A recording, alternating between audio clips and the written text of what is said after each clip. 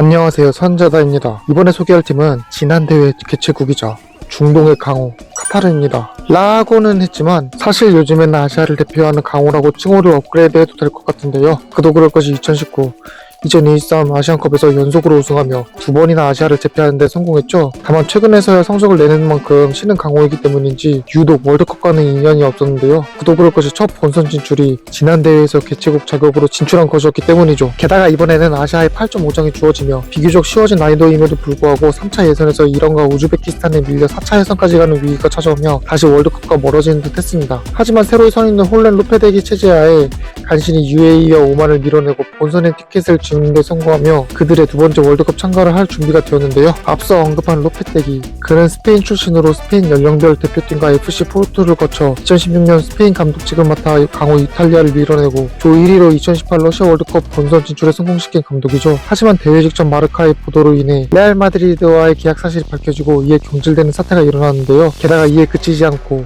부임한 레알 마드리드에서는 에이스 크리스티아노 호날두의 이탈 공백을 막지 못하며 결국 부진 끝에 경질되는 엔딩을 맞이하는 등 감독 커리어의 위기를 맞았습니다. 하지만 이후 세비야 감독직을 맡아 유로파리그 우승, 리그 4위를 기록하며 다시 순항하는 듯 했습니다. 그렇지만 결국 세비야에서도 부진 끝에 경질, 울버햄튼에서도 한 시즌 이후 사임, 웨스트햄에서 경질을 또다시 당하는 등 위기는 계속되었습니다. 그렇게 위기 속 그는 2025년 5월 1일 당시 예선에서 위기의 카타르 지휘봉을 잡았는데요. 이후 4차 예선까지 밀렸지만 다행히 조 1위를 하며 다시 월드컵 본선에 드러내는 데 성공했는데요. 그렇다면 위기를 뚫은 로페테기의 카타르 대표팀 스쿼드, 이번 대회에서 어떻게 구성될까요? 로페테기 체제하에 두 명의 피니셔가 한 자리를 두고 경쟁할 것이 예상되는데요. 그 주인공들은 알-두아일 소속의 알모이자 알리와 알-가라파 소속의 모하메드 문타리입니다. 한때 김문환과 한스파울벅은 빠른 스피드를 이용한 침투 플레이가 강점을 날리는 수단 출신의 기아 선수인데요. 2019 아시안컵 당시 9골을 넣으며 단일 대회 최다 득점왕이라는 타이틀과 함께 우승에 기여한 득점 자체에서는 탁월한 선수라고 할 수 있습니다. 다만 월드컵 등 큰 대회에서나 상대적으로 체급이 높은 팀을 상대로는 점수를 타는 점이 단점이라고 할 수 있겠네요. 194cm의 장신을 이용한 헤더 득점이 주목인 문타리는 가나 출신의 기아 선수인데요. 그래서 알리와 다른 유형으로 포스트 플레이에 능한 이 선수는 알리가 나타나기 전 확고한 주전이었지만 알리의 등장 이후 주전에서 밀려났습니다. 하지만 2021년부터 다시 경쟁이 시작되었고 마침내 지난 월드컵에서 카타르 대표팀 사상 첫 월드컵 득점의 주인공이라는 타이틀을 거머쥐기도 했는데요. 그 경험도 있어서인지 이번 대회에서도 충분히 모습을 드러낼 만한 선수라고 생각합니다. 다만 변칙적으로 한 명의 선수도 추가할 수 있을 것 같은데요. 그 선수는 바로 알라이안 소속의 아메드 알라에딘입니다. 알리처럼 빠른 스피드를 이용한 침투가 장점인 그는 원래 윙어에 가까운 선수인데요. 그러나 로페테기 체제에서는 주로 중앙 공격수로 나섰기 때문에 이번 대회에서도 기용된다면 중앙 공격수로 기용된 선수라고 할 수 있겠습니다. 우측 윙어에는 알두하일의 돌격대장 에드밀손 주니오르가 나설 것입니다. 이름에서 알 수 있듯이 벨기에 출생 브라질 국적에서 귀화한 선수로 우수한 발재간을 이용한 드리블과 강력한 킥을 이용한 득점을 만들어낼 수 있는 선수인데요. 2024년부터 카타르 대표팀에 합류해 아직까지 득점을 만들어내지 못했지만 로페테기 체제에서 자주 기용되는 핵심이기 때문에 이번 대회에서 그의 첫 월드컵을 경험할 것이 유력합니다. 너와 나 입을 맞춰 아피프. 좌측 윙어에는 카타르 최고의 스타 알사드 소속의 아크람 아피프가 나설 것입니다. 한때 카드 마술 세리머니로 유명했던 그는 빠른 스피드와 뛰어난 발재간, 심지어 킥의 위치선 정도 좋아 카타르 스쿼드에서 없어서는 안 되는 선수인데요. 심지어 2019 아시안컵 10도움, 2023 아시안컵 결승 사상 첫 채트트릭 등 공격면에서 여러모로 카타르의 기록을 갈아칠 정도입니다. 그렇기 때문에 그가 없는 카타르 대표팀은 마치 밥이 없는 김밥이라 할 수 있겠습니다. 참고로 벨기에 5위팬 스페인 스포르팅 히온에서 뛰었던 경험이 있는 등 이런 무대 경험도 있다는 것도 언급할 수 있겠네요. 다만 아피프가 최전방으로 올라가거나 공격형 미드필더로 나설 경우 아피프의 자리에는 아피프와 같은 알사드 소속의 유스프와 압도리삭이 나설 것입니다. 뛰어난 위치 선정과 날카로운 골 결정력이 장점인 그는 카타르의 터줏대감 공격수라고 할 수 있는데요. 다만 앞서 소개한 선수들이 있어 확고한 주전은 힘들지만 아피프가 언급한 경우 같은 상황이 된다면 그가 유력하게 기용될 것이라 생각합니다.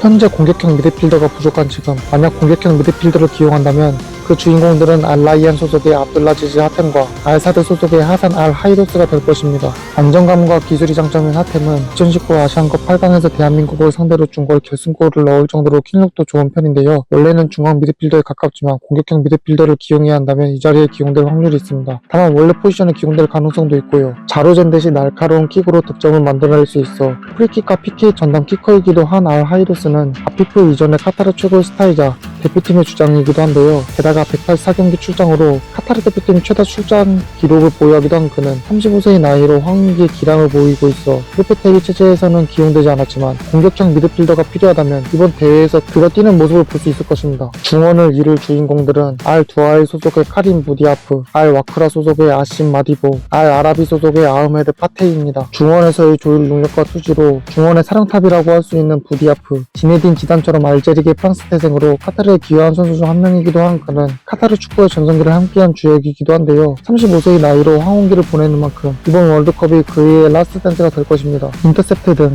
수비적인 능력이 우수한 마디보는 카타르의 핵심 수비형 미드필더라고 할 수 있는데요. 게다가 카타르 태생으로 순혈이라 할 수 있는 그 또한 오랫동안 카타르 대표팀의 터줏대감 역할을 하기도 했습니다. 그렇다 보니 이번 대회에서도 그의 모습을 볼 확률이 높다고 할 수 있겠네요. 왕성한 활동량과 태클 등의 수비 능력으로 카타르 중원의 엔진이기도 한 파테이, 앞서 언급한 두 선수보다는 대표팀 내에서 존재감이 돋보이는 선수는 아니지만 분명히 능력이 좋은 미드필더입니다. 그렇기 때문에 이번 대회에서 그의 존재감을 보일 가능성도 있겠네요.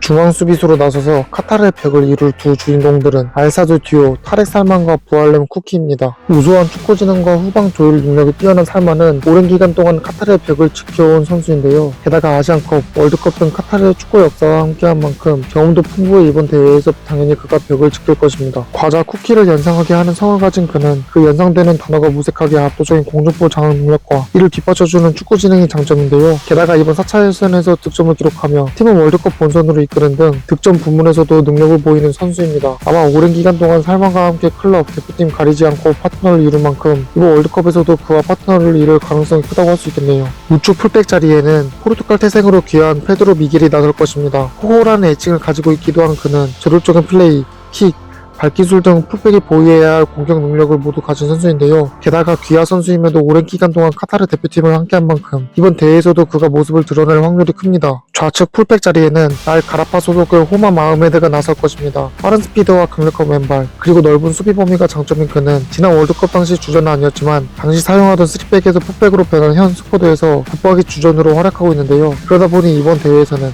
그가 당당하게 주전으로 활약하는 모습이 전 세계에 비춰질 것이라 생각합니다. 이번 대회에서 카타르 골문을 지킬 주전 수문장 장갑을 낄 주인공은 알사드 소속의 메샬 바르샴이 될 것입니다. 180cm로 골키퍼치고 작은 신장이지만 이를 극복하는 빠른 반사신경이 장점인 그는 지난 월드컵 조별예선 2차전부터 주전 골키퍼 장갑을 낀 선수인데요. 이후 아시안컵, 골드컵 등 여러 대회와 월드컵 예선 등에서 주로 선발로 나서며 이제는 카타르의 주전 골키퍼이기 때문에 이번 대회에서는 카타르의 월드컵 전 경기에 선발로 나설 가능성이 큽니다. 다만 최근에 등장한 알라이안 소속의 마흐무드 아부나다의 존재는 바르샴을 긴장시킬 만한데요. 우수한 판단과 안정적인 선방, 좋은 공중볼 처리 능력을 가진 그는 지난 4차 예선에서 바르샴을 대신해 오만전, UAE전 2연전에 선발로 출장하며 좋은 모습으로 팀을 월드컵 본선에 이끈 주역이기도 합니다. 그렇기 때문에 바르샴보다는 선발 출장 확률이 낮지만 결코 아니다 라고 확답을 할 수 없는 선수라고 할 수 있겠습니다.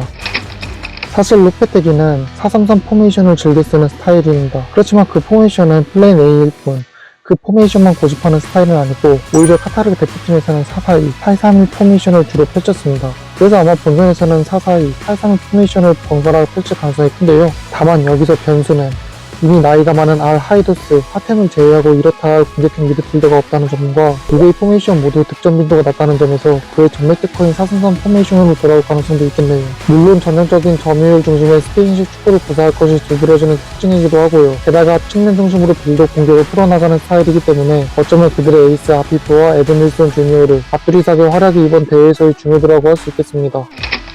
이번 대회에서 카타르는 사실 약체 중의 하나입니다. 그도 그럴 것이 그들의 두 번째 월드컵인 만큼 경험도 미숙하며 현재 로페테기 체제하에 승률 수석 프로를 기록하고 있는 만큼 분위기도 부닥입니다. 더해 주전 연령대가 대부분 30대이거나 30에 접어들고 있는 만큼 기동성 부분에서도 의심할 만하고요. 다만 측면 중심의 공격을 즐기는 로페테기와 측면 공격진이 강한 카타르 이 두 조합이 이루어져 있기 때문에 그 점에서 기대해볼 만한 요소라고 할 수 있겠습니다. 게다가 에이스인 알 하이도스, 부디아프 등이 황혼기를 맞이하고 있어 이번엔 라스트 댄스인 만큼 더 힘을 낼 수 있고 결국 아시안컵 2연패 등 아시아를 제패한 팀이라는 부분에서 결코 만만하게 볼 수 있는 팀이 아니라고 할 수 있고요. 그렇기 때문에 이번 월드컵에서 그들의 사상 두 번째 무대, 어쩌면 이런 요소들 때문에 기대해볼 만하다고 할 수 있겠습니다. 이상 카타르 프리뷰였습니다.